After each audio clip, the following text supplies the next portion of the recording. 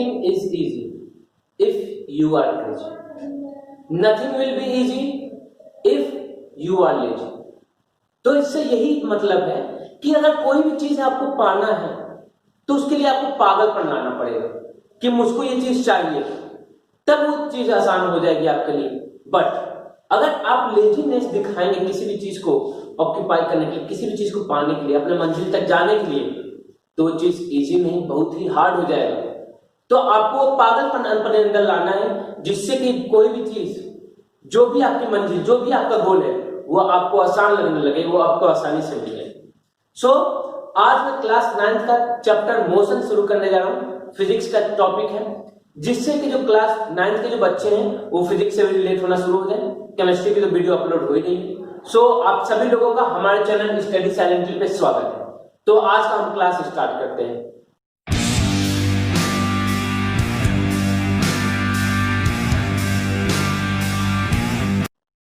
तो अब आज शुरू करते हैं मोशन चैप्टर।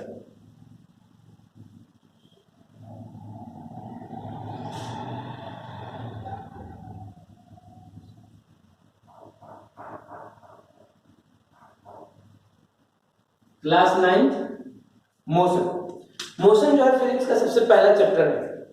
फिजिक्स में जब जाएंगे आप लोग तो सबसे जो पहला चैप्टर है दैट इज मोशन, क्लास 9 के लिए। मोशन बेसिकली क्या होता है? मोशन का मतलब आप लोग जानते हैं, मूवमेंट को हम मोशन कहते हैं। अभी तक जब तक 8th क्लास में थे तब तक कोई अगर आपसे पूछता है कि मोशन क्या होता है, मूवमेंट क्या होता है, तो आप लोग कहते हैं कि कोई आदमी चल रहा है तो उसको क्या कहते हैं? मोशन कहते हैं। कोई आदमी बैठा हुआ है, रुका हुआ है, तो उसको रेस्ट कह देते हैं। ये डेफिनेशन तब तक सही थी जब तक आप 8th क्लास में थे, लेकिन जैसे जैसे आपकी क्लास बढ़ते जाएगी वैसे वैसे आपके डेफिनेशन का स्टैंडर्ड बढ़ना चाहिए। क्यों? क्योंकि आपका नॉलेज वैसे वैसे इंक्रीज होगा, और नॉलेज इंक्रीज होगा तो डेफिनेशन भी क्या होना चाहिए? उस हिसाब से आपके स्टैंडर्ड लाना चाहिए कि कोई बंदा अगर आपका डेफिनेशन सुने तो कहे कि हाँ ये बंदा इस क्लास का है, ना कि फर्स्ट क्लास के बच्चे की तरह आप डेफिनेशन दे। मोशन मतलब क्या? चलना। रेस्ट मतलब क्या? रुकना। ये डेफिनेशन 8 तक ठीक था, काम लायक था, लेकिन जैसे ही 9th में आते हैं आप लोग थोड़ा सा डेफिनेशन चेंज होगा, और आगे जाएंगे तो और डेफिनेशन चेंज होते हैं। मोशन का बेसिकली मतलब ये होता है कि उसका फ्रेम ऑफ रेफरेंस, किसी भी ऑब्जेक्ट का फ्रेम ऑफ रेफरेंस किसी दूसरे के रिस्पेक्ट में क्या हो? चेंज। जैसे मोशन का मतलब ये है, जैसे ये ब्लैक बोर्ड और मैं दो ऑब्जेक्ट हो गए, ब्लैक बोर्ड और मैं दो ऑब्जेक्ट हो गए। अब ब्लैक बोर्ड के रिस्पेक्ट में मेरा क्या हो रहा है? मोशन हो रहा है। मेरा क्या हो रहा है? मोशन हो रहा है। मतलब यहां दो ऑब्जेक्ट की बात हो रही है। तो हमेशा याद रखिएगा जो मोशन और रेस्ट है both are the relative words. दोनों क्या है? रिलेटिव वर्ड्स है। रिलेटिव मतलब कि हम मोशन को सिर्फ एक ऑब्जेक्ट के लिए डिफाइन नहीं कर सकते, ना ही रेस्ट को हम सिर्फ एक ऑब्जेक्ट के लिए डिफाइन कर सकते हैं। उसके लिए हमको कम से कम दो ऑब्जेक्ट को लाना पड़ेगा, दो फ्रेम ऑफ रेफरेंस को लाना पड़ेगा, जिससे कि हम एक के कंपैरिजन में दूसरे फ्रेम ऑफ रेफरेंस की बात कर सकें। तो मोशन का मतलब यही होता है कि अगर हमारा पोजीशन क्या हो रहा है? चेंज हो रहा है। जैसे दो ऑब्जेक्ट के रिस्पेक्ट में एक ऑब्जेक्ट का अगर पोजीशन चेंज हो रहा है तो उसको हम क्या कहते हैं? मोशन कहेंगे। ठीक? या जैसे ब्लैक बोर्ड और मैं हूं तो इसके रिस्पेक्ट में मेरा पोजीशन अगर चेंज हो रहा है, तो इसको हम मोशन कह देंगे। और अगर मेरे और इसके रिस्पेक्ट में पोजीशन चेंज नहीं हो रहा है, पोजीशन सेम है, तो उसको हम क्या कहेंगे? रेस्ट कह देंगे। इसको सबसे अच्छे एक एग्जांपल में समझाता हूं आप लोगों को।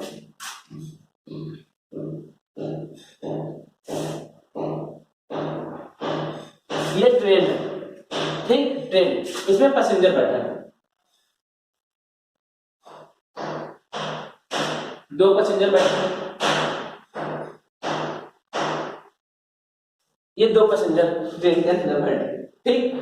अच्छा, मुझको पता है मेरा डायग्राम खराब है, ये बड़ा अजीब सा लग रहा है। होता है, सब होता है। आदमी जैसा लग रहा है ना, नहीं लग रहा तो समझ लिया ये आदमी है, ठीक? अब ये जो ट्रेन है प्लेटफॉर्म के पास पहुंच गई है। एक ही प्लेटफॉर्म है, ठीक? ये प्लेटफॉर्म है जिस पर लिखा है तबाही। तबाही स्टेशन का नाम है। तबाही किसका नाम है? स्टेशन का नाम है। यहां पे भी एक आदमी खड़ा, ठीक? यहां पे भी एक आदमी खड़ा। अच्छा, इसका नाम बनाना, ठीक, ये प्लेटफॉर्म पे, ये जो तबाही प्लेटफॉर्म है उस पे एक आदमी खड़ा है जिसका नाम है भौकाल, जिसका नाम है भौकाल। ये जो है इसका नाम है खलनायक, खलनायक, और इसका नाम है बाबा बिरु, बाबा बिरु। ठीक है, तो ये दो जो है खलनायक और बाबा बिरु, ये ट्रेन के अंदर है, और जो भौकाल है कहां पे, तबाही स्टेशन पे। अब ये जो ट्रेन है मोशन में, ट्रेन किसमें है, मोशन में। मोशन मतलब कि ट्रेन चल रही है, इस प्लेटफॉर्म तबाही पे इसको नहीं रोकना है, प्लेटफॉर्म तबाही पे इसको नहीं रोकना है, तो मोशन में। तो ये जो आदमी यहाँ खड़ा है जो भौकाल, वो इन दोनों को देखेगा, खलनायक और बाबा बिरु को, तो क्या कहेगा कि दोनों मोशन में। क्यों? क्योंकि इसके और इसके, इन दोनों के रिस्पेक्ट में ये आदमी, ये जो आदमी है इसका और ये दोनों को मिला, तो इन दोनों के रिस्पेक्ट में क्या है, पोजीशन का चेंज हो रहा है। क्यों? क्योंकि ये यहां रुका हुआ है और ये क्या कर रहा है, मोशन कर रहा है, तो पोजीशन का चेंज हो रहा है। तो ये भौकाल क्या कहेगा कि खलनायक और बाबा बिरु दोनों किसमें है, मोशन में।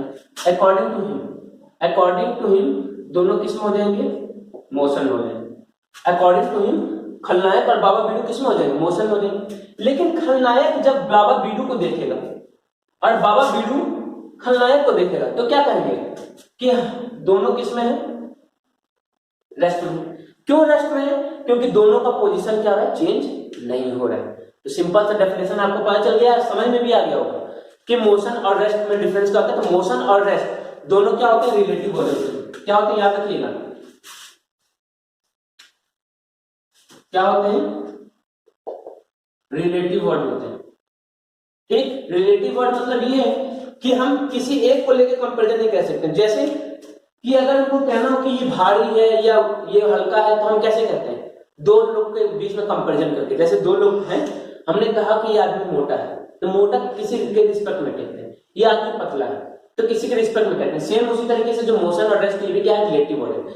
दो लोग को कंपैरिजन करना पड़ता है, तब हमको पता चलेगा कि आदमी मोशन में है या रेस्ट में। जैसे हमने यहाँ पे देखा, ये दोनों इसके रिस्पेक्ट में तो मोशन में थे, लेकिन खुद के रिस्पेक्ट में क्या थे, रेस्ट में थे। तो हो सकता है कि एक फ्रेम ऑफ रेफरेंस या कोई भी एक ऑब्जेक्ट किसी दूसरे फ्रेम ऑफ रेफरेंस या ऑब्जेक्ट के रिस्पेक्ट में मोशन में हो, लेकिन किसी तीसरे फ्रेम ऑफ रेफरेंस और ऑब्जेक्ट के रिस्पेक्ट में क्या हो, रेस्ट में।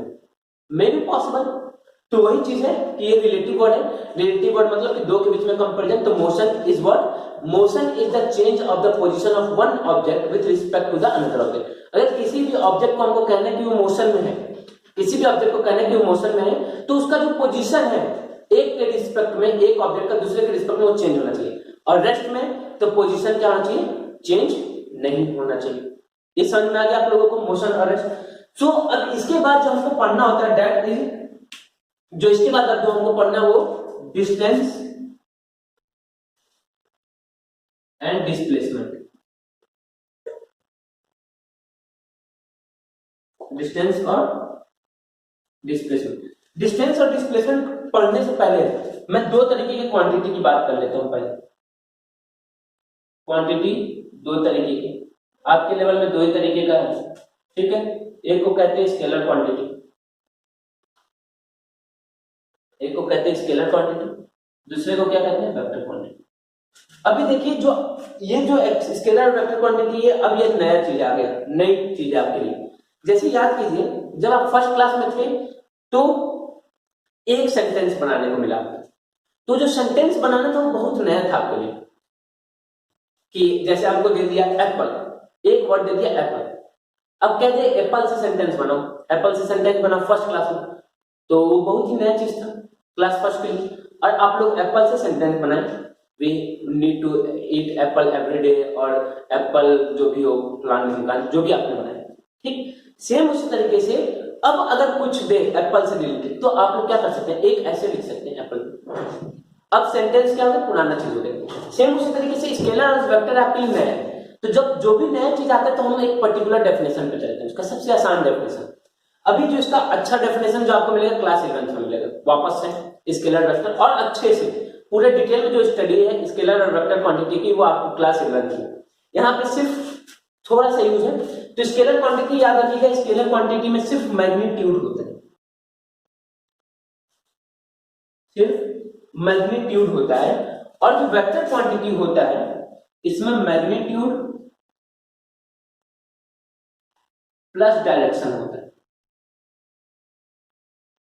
प्लस डायरेक्शन होता है। अब डायरेक्शन तो आप लोग को समझ में आ गया कि डायरेक्शन क्या होता है। मैग्नीट्यूड फिर से नया लगे, तो मैग्नीट्यूड का मतलब क्या होता है, जैसे मैं कहा कि मैं यहां से चलना शुरू करता हूं, अपने घर से स्कूल जाने में मेरे को 5 किलोमीटर लगते हैं। कितना लगा? 5 किलोमीटर। जो 5 किलोमीटर मैंने कहा that is called magnitude.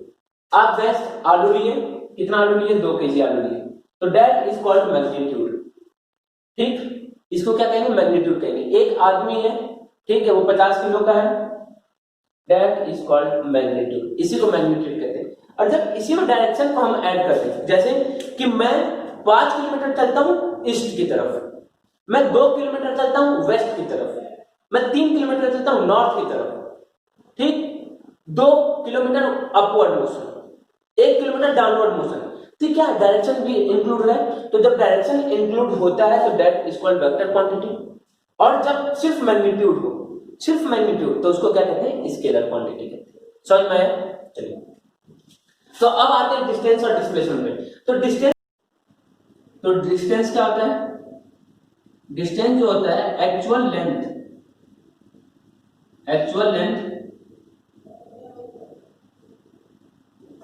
Covered by body. Distance मतलब क्या है? जो एक्चुअल लेंथ बॉडी कवर करती है। जैसे मैं यहां से स्कूल गया 5 किलोमीटर, मैं यहां से स्कूल गया 5 किलोमीटर, स्कूल से कॉफी कैफे गया 2 किलोमीटर, कॉफी कैफे से मैकडी गया 3 किलोमीटर, मैकडी से डोमिनोज गया 2 किलोमीटर, डोमिनोज के बाद पीवीआर गया 4 किलोमीटर, पीवीआर के बाद फिर मैं पबजी खेलने गया, पबजी खेलने गेमिंग जोन गया, गेमिंग जोन कितना था? गेमिंग जोन 1 किलोमीटर था। गेमिंग जोन के बाद फिर पिज्जा हट आया 1 किलोमीटर, पिज्जा हट के बाद फिर मैकडी आया 1 किलोमीटर, और फिर मैकडी जैसे पहुंचा मेरे दोस्तों का फोन आ गया कि आओ भाई कान्हा श्याम में, तो मैं फिर कान्हा श्याम पहुंच गया 3 किलोमीटर। कान्हा श्याम के बाद डिसाइड हुआ कि मूवी देखना है, तो मूवी देखने पैलेस पहुंचे 1 किलोमीटर। पैलेस के बगल में काम नहीं था, हुआ कि चलो कुछ खा लिया जाए, तो 250 मीटर। काम देने के बाद डिसाइड हुआ कि भाई यहाँ पे अच्छा नहीं, पैराडाइज चलते हैं, तो पैराडाइज में 1 किलोमीटर। कुछ उसमें नॉन वेजिटेरियन थे, तो नॉन वेजिटेरियन और बोले कि केएफसी चला गए, तो फिर केएफसी गए 2 किलोमीटर। केएफसी जैसे ही पहुंचे घर से फोन आ गया, वापस घर आना पड़ गया 10 किलोमीटर। तो ये जो डिस्टेंस है टोटल हमने जो चला, इन सबको ऐड कर ले तो इसी को एक्चुअल डिस्टेंस कहते हैं। ये क्या हो गया? एक्चुअल लेंथ हमने जो कवर किया। अब ये मत बोला कि भैया ऐड करके दिखाइए, मैंने बता दिया कि मैं कहां गया, ऐड आप लोग कर लीजिएगा, ठीक है। तो ये क्या हो गया? ये हमारा एक्चुअल डिस्टेंस हो गया। तो एक्चुअल लेंथ मतलब क्या होता है? जो हमने एक्चुअल लेंथ कवर किया, जो जितना डिस्टेंस हमने चला, जो एक्चुअल लेंथ हमने कवर किया, मतलब जहां जहां हमने गए उन सारे डिस्टेंस को हमने क्या कर लिया? मेजर कर लिया, उन सारे डिस्टेंस को ऐड कर लिया, that is called actual length and that is called distance. उसी को डिस्टेंस कहते हैं। समझ में? डिस्प्लेसमेंट क्या होता है? दोनों को देखो एक साथ बता रहा हूं मैं, डिस्टेंस और डिस्प्लेसमेंट दोनों को एक साथ मैं इसलिए बता रहा हूं, मैंने प्रीवियस वीडियो में ही आप लोगों को बता के रखा है कि मेरा पढ़ाने का तरीका कुछ इस तरीके से कि बच्चों को लेजी बनाना है। लेजी इन सेंस मतलब कम पढ़ के ज्यादा आना, कि आप पढ़े कम लेकिन आपको आ जाए ज्यादा, और वो जो टाइम आपका बचा वो आप किसी और चीज के लिए मेहनत कर लें, किसी और चीज को पढ़ लें, ठीक।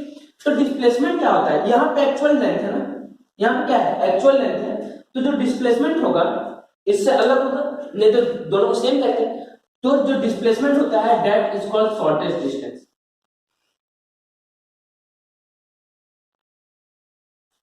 Shortest distance between initial and final point. Initial and final point मतलब जहां से आप चलना शुरू किए हैं और जहां तक आए।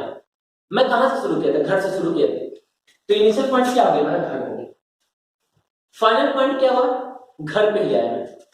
फाइनल पॉइंट भी मेरा क्या हो गया? घर हो गया। दोनों के बीच का सबसे शॉर्टेज डिस्टेंस क्या होगा? अरे मैं घर पे चला, घर पे ही हूं, तो शॉर्टेज डिस्टेंस क्या होगा? 0 किलोमीटर। तो डिस्प्लेसमेंट 0 किलोमीटर आ गया, और वहीं पे इन सबको ऐड करने पे जो आया कुछ मान लीजिए जो भी, ठीक, कुछ ही वैल्यू आ गई, 1 किलोमीटर इतनी वैल्यू आ गई, तो ये डिस्टेंस और डिस्प्लेसमेंट हो गया। समझ में आ गया कि नहीं? डिस्टेंस और डिस्प्लेसमेंट क्या अंतर है? अब देखिए इन दोनों में कुछ सेम भी होता है और कुछ। अब डिस्टेंस जो है ये भी लेंथ है, डिस्टेंस जो है ये भी लेंथ है, और डिस्प्लेसमेंट में डिस्प्लेसमेंट जो है ये भी लेंथ है, डिस्प्लेसमेंट जो है ये भी लेंथ है। तो लेंथ की जो यूनिट होती है हमने पहले पढ़ के रखी है, लेंथ की जो एसआई यूनिट होती है वो सेंटीमीटर और किलोमीटर नहीं होती है, मीटर होती है। तो इनकी भी यूनिट क्या हो जाएगी? मीटर। इनकी भी यूनिट क्या हो जाएगी? मीटर हो जाएगी, ये यूनिट हो गई। तो डिस्टेंस और डिस्प्लेसमेंट दोनों की यूनिट क्या हो जाएगी? मीटर हो जाएगी। अच्छा अब देखिए डिस्टेंस के केस में सिर्फ डिस्टेंस में हम क्या ले रहे हैं? मैग्नीट्यूड ले रहे हैं, कहीं भी डायरेक्शन का जिक्र नहीं है, हमने क्या लिया? सिर्फ मैग्नीट्यूड लिया। तो जो डिस्टेंस है that is called scalar quantity. Distance जो हो जाएगी क्या हो जाएगा? स्केलर क्वांटिटी हो जाएगा। और डिस्प्लेसमेंट जो है, शॉर्टेज डिस्टेंस बात करते हैं तो शॉर्टेज डिस्टेंस में हम डायरेक्शन को भी लेते हैं। जब शॉर्टेज डिस्टेंस की बात करेंगे तो डायरेक्शन को लेंगे, क्यों? क्योंकि हमको वो डायरेक्शन में जाना है जिससे कि शॉर्टेज डिस्टेंस हो। जैसे हम एक एग्जांपल लेते हैं, जैसे मान लीजिए ये हमारा इनिशियल पॉइंट था, यहां से हम ये गए और ये आए, फाइनल ये हुआ, इनिशियल ये हुआ। तो अगर शॉर्टेज डिस्टेंस की बात करें तो देखिए ये शॉर्टेज डिस्टेंस हमारा होगा, ये हमारा शॉर्टेज डिस्टेंस होगा, यहां से ये वाला डिस्टेंस होगा क्या होगा? शॉर्टेस्ट होगा। तो हम ये डिस्टेंस तो जा रहे हैं लेकिन साथ साथ डायरेक्शन भी यहाँ पे है, क्या है? डायरेक्शन भी। क्यों? क्योंकि हमको इस डायरेक्शन में जाना है। तो इसलिए जो डिस्प्लेसमेंट हो जाएगा, डिस्प्लेसमेंट क्या होता है? वेक्टर क्वांटिटी हो जाती है। डिस्प्लेसमेंट क्या होता है? वेक्टर क्वांटिटी हो जाती है। ये समझ में आ गया? डिस्टेंस स्केलर क्वांटिटी और डिस्प्लेसमेंट क्या होती है?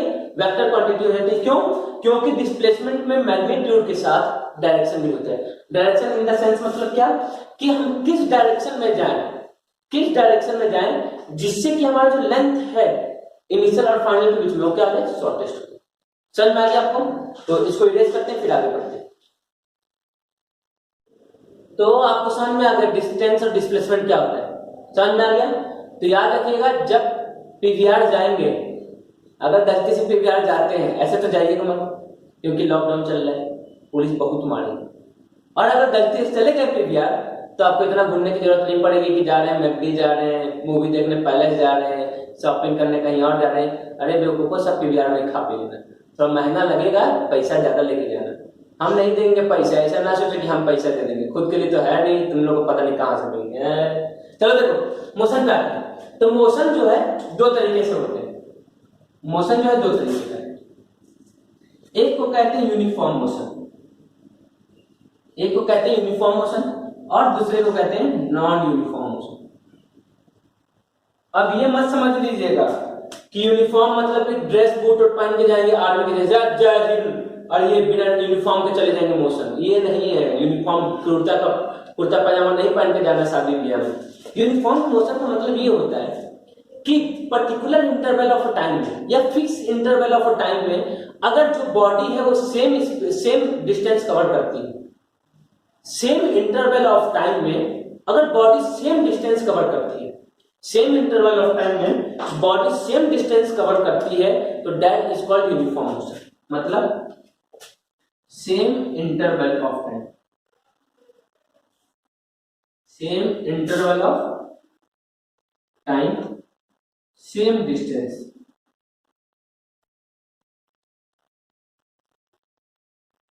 सेम डिस्टेंस अगर कवर करे बॉडी, अगर सेम डिस्टेंस कवर करती है सेम इंटरवल ऑफ टाइम में, तो उसको क्या कहते हैं? Uniform motion.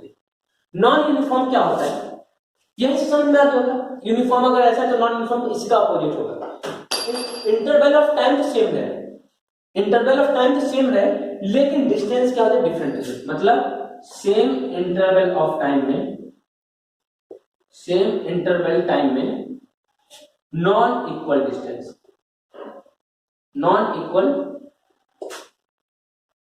डिस्टेंस क्या करें? कवर करें। नॉन इक्वल डिस्टेंस अगर कवर करती है तो उसी को हम क्या कह देंगे, नॉन यूनिफॉर्म कहेंगे। इसका मतलब क्या है, जैसे मैं कहा कि एक ट्रेन है, ठीक है, ट्रेन हम लेके चलते हैं। हमने कहा कि जो ट्रेन है वो 10 सेकंड में, 10 सेकंड का इंटरवल मतलब क्या है, एक पर्टिकुलर टाइम लिया, दैट इज कॉल्ड इंटरवल। तो हमने 10 सेकंड का लिया, ये 10 सेकंड में 1 किलोमीटर चल लेते हैं, ठीक है। फिर से एक 10 सेकंड का हमने इंटरवल लिया, उसमें भी 1 किलोमीटर की डिस्टेंस चलता है। फिर से हमने 10 सेकंड का इंटरवल लिया, तो उसमें भी क्या चलता है, 1 किलोमीटर। तो देखिए टाइम इंटरवल क्या है, same time interval, same time interval, same distance covered. तो सेम टाइम इंटरवल में अगर सेम डिस्टेंस कवर हो रहा है तो क्या हो जाएगा, यूनिफॉर्म हो जाएगा। अब यहां पे नॉन यूनिफॉर्म में चलते हैं, 10 second 10 second 10 second, same interval time लेना, सेम इंटरवल टाइम ले लिया। डिस्टेंस क्या होगा, नॉन इक्वल, इसमें 1 किलोमीटर चला, इसमें इसने 500 मीटर चला और इसमें 2 किलोमीटर चला। तो क्या देख रहे हैं कि जो डिस्टेंस है वो क्या है, नॉन इक्वल है। तो अगर ऐसा केस आता है कि सेम इंटरवल ऑफ टाइम में डिस्टेंस नॉन इक्वल है तो उसको नॉन यूनिफॉर्म मोशन कहते हैं। कौन सा मोशन, नॉन यूनिफॉर्म मोशन। और अगर सेम इंटरवल ऑफ टाइम में सेम डिस्टेंस कवर करती है बॉडी तो that is called uniform motion. तो this is the basic difference between uniform and non uniform motion. अब हम ग्राफ से कुछ देख लेते हैं, इसी का ग्राफ रिप्रेजेंटेशन देख लेते हैं, यूनिफॉर्म और नॉन यूनिफॉर्म को ग्राफ पे कैसे रिप्रेजेंट करते हैं। तो आइए दिखाता हूं ग्राफ रिप्रेजेंटेशन। यहां पे हम ग्राफ बना लेते हैं, that is called X axis and this is Y axis. इधर की जरूरत नहीं है, इसको हम क्या कहेंगे, इसको ओरिजिन कहते हैं। अब जो यूनिफॉर्म के केस में है, यूनिफॉर्म के केस में याद रखिएगा कि हमेशा जो टाइम है, टाइम हमेशा एक्स एक्सिस पे होगा ऑलवेज, और जो डिस्टेंस है वो वाई एक्सिस। डिस्टेंस किस पे है, वाई एक्सिस पे। तो सेम इंटरवल ऑफ टाइम में सेम डिस्टेंस जब कवर करेगा तो यूनिफॉर्म होगा। तो यूनिफॉर्म के लिए हमेशा ग्राफ ऐसे बनेगा, स्ट्रेट लाइन, स्ट्रेट लाइन। जैसे जैसे टाइम बढ़ रहा है डिस्टेंस भी सेम स्पीड से बढ़ा यूनिफॉर्मली। ऑलवेज याद रखिएगा जब भी y और x एक्सिस में ये straight line increasing slope of x increasing slope बनता है जब भी, तो that is called uniform motion. इसी को क्या कहते हैं, यूनिफॉर्म मोशन कहते हैं। नॉन यूनिफॉर्म के लिए देखिए, इसी में मैं बनाता हूं, नॉन यूनिफॉर्म के लिए क्या होता है, कुछ इस तरीके से होता है, कर्व टाइप है। देखिए ये क्या है, कर्व टाइप, ठीक। अब वो डिपेंड, कर्व मतलब क्या है, कर्व कैसा भी हो सकता है। कर्व डिपेंड करेगा कि किस तरीके से नॉन यूनिफॉर्म शो करता है, किस तरीके का नॉन यूनिफॉर्म शो करता है। तो नॉन यूनिफॉर्म के लिए हम जनरली ऐसे डिनोट कर देते हैं। क्यों, देखिए डिस्टेंस और टाइम क्या है, सेम नहीं है हर जगह।